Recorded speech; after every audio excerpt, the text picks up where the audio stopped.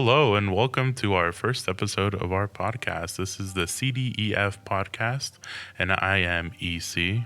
And I am FD. And so this podcast is going to be for our music and media class that we started here at Bovina High School. And our students are now learning how to create their own podcast, make their own music, and just anything really in the world of music and media. So just to give a little background on myself, I'm Enrrique Carrillo. I actually graduated from Bovina High School in 2018 and then attended Eastern New Mexico University, where I graduated in 2023, and I began teaching here in Bovina back in my hometown. So it's kind of neat and interesting coming back, giving back to a place that gave a lot to me, kind of where I came from. So yeah, what about you? So my name is Frederick Dominguez, and I did not come from Bovina. I'm actually from Demi, New Mexico, which is a little ways from here. But I also went to Eastern New Mexico University afterwards, and now here we are in good old Bovina. When I first got here, I didn't know what to really expect, but after being here for a little while, it's not such a bad place. There's a lot of good students. Everyone works really well together, and yeah, it's going pretty well. You learn to love it. You don't notice the smell after a little bit. Yeah, exactly. But yeah, that's just a little bit about us and kind of what we're doing. So this podcast will take a couple different turns as it goes on. But this first podcast is going to be pretty short and sweet. Just kind of going over what we're going to be doing. This is really for our students to see how a podcast is made, kind of get the experience, start their own podcast, and go forward from there.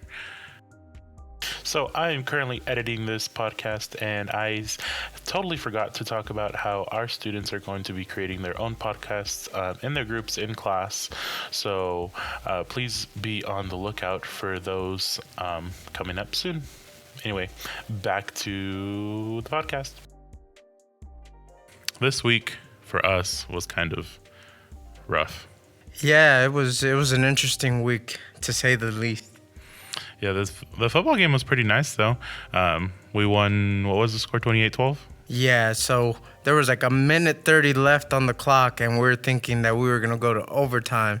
And it was 12-12, and then somehow, some magical way, our football team decided they were going to start playing and made it 28-12. And hey, the Mustangs showed up there in the last quarter. Yep, they really did. But in terms of the band, what do you think? What do you think about Bovina? I know from where you're from, the band's kind of similar size, but you're in a way bigger population of students. So what's it like having almost half the high school in one class period here? You know, it's actually very interesting, but I kind of like that idea because I feel like they're able to create more bonds that way. They're able to connect with each other a lot more because, you know, those are the people they see like basically all day long. So, you know, I feel like the band as a whole, like everyone like enjoys each other for the most part. And so they're able to really work well with each other and collaborate with one another to make music, you know? Yeah, I agree. Is there, I don't know, any interesting, funny things that have happened so far since you've been here? Interesting or funny?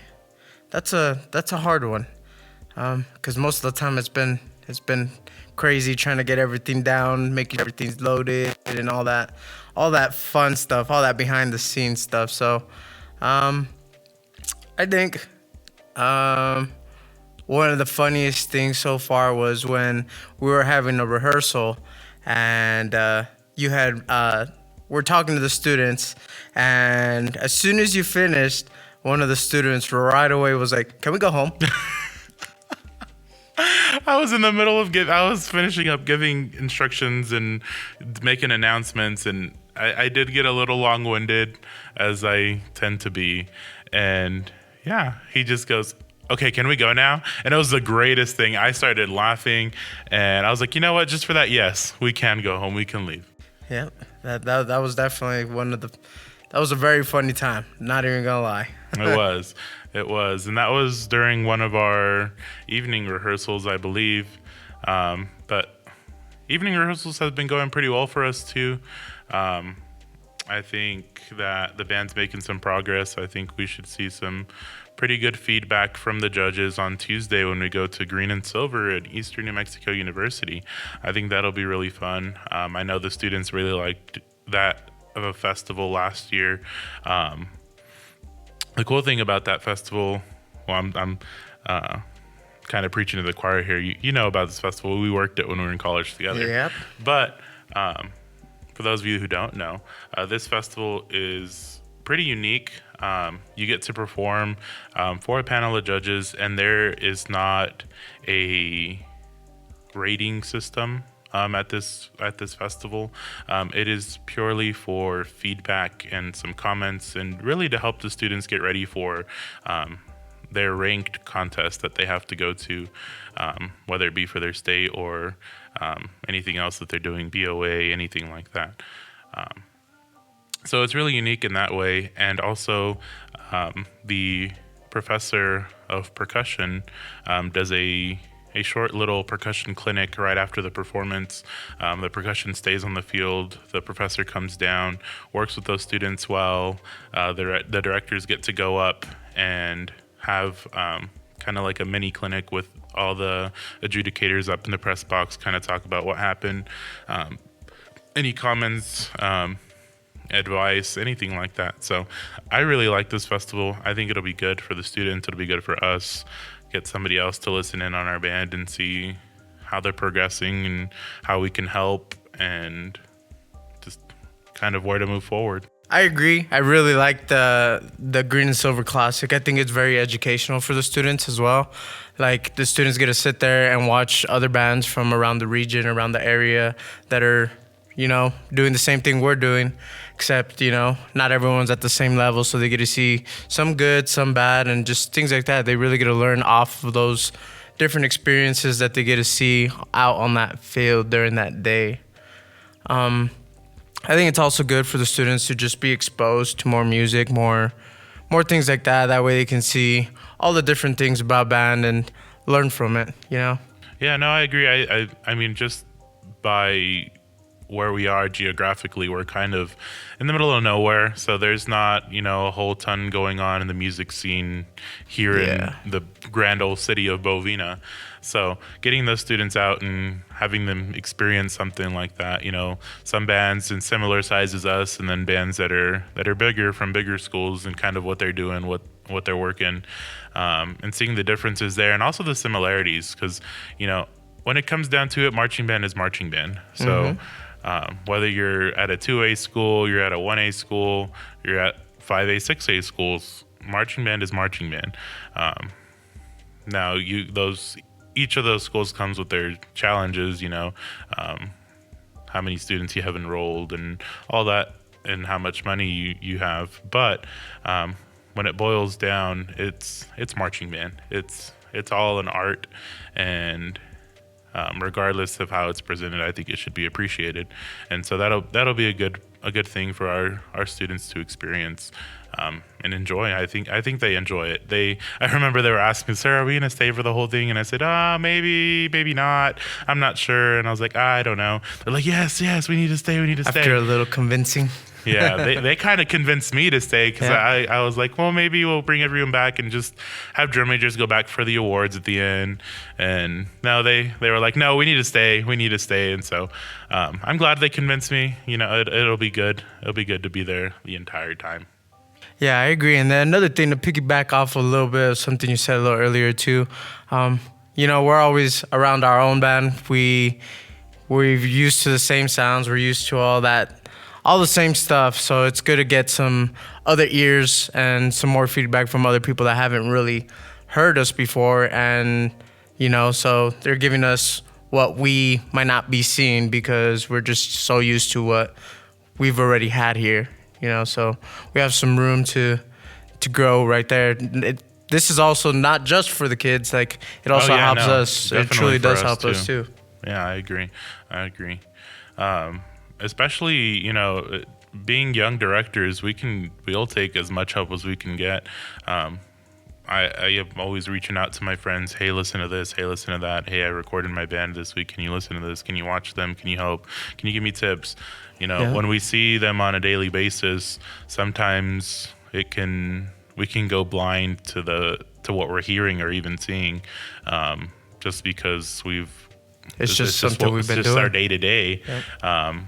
And so it's nice to have a fresh set of eyes and ears, watching and listening to our students for sure. But with all of this going on, it's, life can be pretty hectic for a band director once it starts getting to October, which is, Bandtober. it's starting. Bum, It's bum, here. bum. Bandtober is officially here. So our life's about to get pretty hectic. So, and that it goes for all teachers. All teachers have, we need to have this work-life balance that I think sometimes is kind of hard to achieve. When we care so much about these students, we want what's best for them. So, sometimes it's hard to just, turn the lights off, lock the door, and leave. When everybody else does, when all the students leave and be done for the day, sometimes, I need to stay there and I need to, print this music, or I need to do this, or I need to do that. But is there any tips or anything you have for, keeping that work-life balance, or anything that you do that kind of helps you unwind? Or Yeah, so once we're done with the day, I think it feels good to just like sit back, debrief, just talk about good things that went on throughout the day, some stuff that can be worked on for the next day, the next couple of days or something like that. And then once we leave work, we kind of just let that go, and we just like go on about our days. So one thing I like to do to, make sure I don't get burnt out is I like doing like watching sports or going to the gym and stuff like that, ways to just get my mind off of things. That way I'm not always consistently thinking about it and then burning myself out, and then I'm not going to be able to be there 100% for the kids because I will be burnt out. And that's something that I'm really glad I came here for that, because I feel like if I went to a bigger program, I feel like I would have burnt myself out, especially for my first year teaching. I feel like I would have really burnt myself out because there would have been a lot of stress that came along with being in a higher performing band, bigger band, stuff like that. So I really enjoy working here. It's been really good. The kids work really well. Most of the stuff they need to work on is just discipline stuff. But I mean, I feel pretty good where we're at right now with the band. So yeah, I mean, just making sure it's not always, going home and talking about band and band this, band that, or the kids this, the kids that. I feel like it's good to just, every once in a while we sit there, we talk a little bit about it. But, it feels nice to just go home, relax, let yourself debrief, and get ready for the next day. yeah, no, all good things. My first year teaching was last year, and my work-life balance was not great. I feel like I was working more than I was lifing. I'd get out of school, go home for a bit, come back and work on something. I always felt like there was something I needed to do that couldn't wait. I couldn't wait to do it the next day. It just had to get done. And, at the beginning, by the time I got to, the end of September and we were barely going to start Bandtober, I was finding myself exhausted. I struggled getting out of bed in the morning, rolling over, getting up, getting dressed. And I kind of really had to take a step back and evaluate, what I needed to be doing to make sure I was taking care of myself. So, I started, I made a rule to myself. If I leave the band hall for the day, I'm leaving the band hall for the day. I'm not coming back. It can wait for tomorrow. I can get it done later. Work's always going to be there. So it's still a challenge. Here we are on a Sunday evening in the band hall. So I don't know. I guess we should probably take some of our own advice, but it's all right. We chose this life. Yeah, I mean, we chose this, but I think it's a good decision. I really enjoy this. I enjoy my job. Even though the days that I go home, super tired, all I want to do is sleep and sleep and sleep and sleep and sleep. I think it's worth it. I really do enjoy this. I agree, especially like after a very long day, after one of our afternoon rehearsals. It feels good seeing that we've made progress, seeing the kids notice their own progress, seeing them like get excited about it. I think that's what this is all about, is making sure the kids are enjoying it while they're learning how to do music. Yeah, no, it's good. It's a good thing. It definitely is. And you're right, there is that sense of satisfaction, seeing those students grow, seeing them learn, seeing those aha moments. That's what we do this for. It's really for them. But with that, coming up for the band, we have, like we said, Green and Silver. That is on Tuesday, October 1st. And then in the next few weeks, we have the Lubbock ISD Westerner Marching Festival in Lubbock on October the 12th. And we will have our UIL Region 16 Marching Contest on October the 19th, also in Lubbock. So the band's gearing up for our festivals and contests, and hopefully we can pull it together and get these students where they need to be. They're making some great progress. Let's see if we can push them just a little more and see what we can do, see how it goes. Maybe we can decorate our shelves some more. Yeah, maybe we'll come back with some hardware. Yeah, that's definitely a good thing. And so in our upcoming podcast, we'll hopefully have some guests. We'll have at least a guest. I want to do an interview so we can get another teacher in here, an administrator or something, and so we can have that to look forward to in the next episode. And we'll also give you a little bit about how our time went at Eastern New Mexico at our Green and Silver Classic. Talk a little bit about that, how things went, and how our band can grow from that. Alrighty. Well, if you joined us and if you got here to the end, thank you so much for listening, and we hope that you'll listen to our podcast next week. Please like and subscribe.